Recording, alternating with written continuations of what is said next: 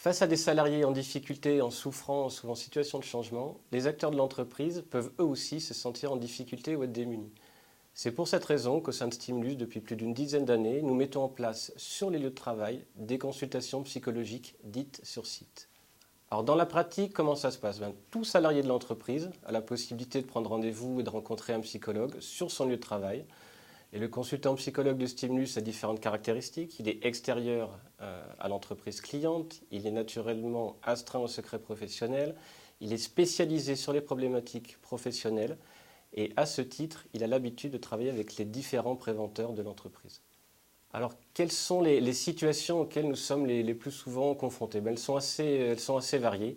Ça peut aller d'une personne qui est soumise à une charge de travail très importante et qui va avoir des difficultés à concilier vie professionnelle et vie personnelle. Cela peut être une personne qui a du mal à décrocher de son cadre professionnel et qui va être atteinte de troubles du sommeil. Ça peut être une difficulté relationnelle, ça c'est très fréquent, avec un responsable hiérarchique, avec un collègue. Ça peut aller jusqu'à la perception du harcèlement. Ça peut être un manager qui doit effectuer un entretien annuel délicat et qui a envie d'un conseil extérieur. Et puis nous rencontrons également des personnes qui viennent dans une logique de préparation ou pour une prise de décision professionnelle. Exemple type, une mobilité professionnelle.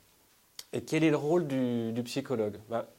Première chose, il va avoir un rôle de soutien ou d'aide à la résolution de problèmes. Par son écoute, par son questionnement, il va aider la personne à analyser la situation, à exprimer son ressenti, à explorer les solutions envisagées. Et en général, ça va permettre à cette personne d'avoir une nouvelle vision, une vision plus claire de la situation, de pouvoir prendre le recul nécessaire afin d'agir à bon escient et également de gagner en confiance. Ensuite, et si nécessaire, il va avoir un rôle d'orientation. Il peut conseiller à son interlocuteur de mobiliser d'autres ressources de l'entreprise. Cela peut être le médecin du travail, cela peut être les ressources humaines, ou de préconiser une prise en charge extérieure à l'entreprise comme un suivi thérapeutique. Son troisième rôle, et nous sommes très attachés également à ce rôle, c'est un rôle de conseil et de veille vis-à-vis de l'entreprise.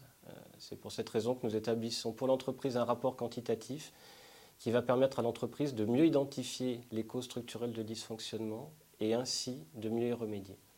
Alors, au total, ces permanences psychologiques sur site, elles permettent à la fois de traiter des situations individuelles délicates et d'identifier, donc d'agir à titre préventif sur les causes liées aux conditions de travail.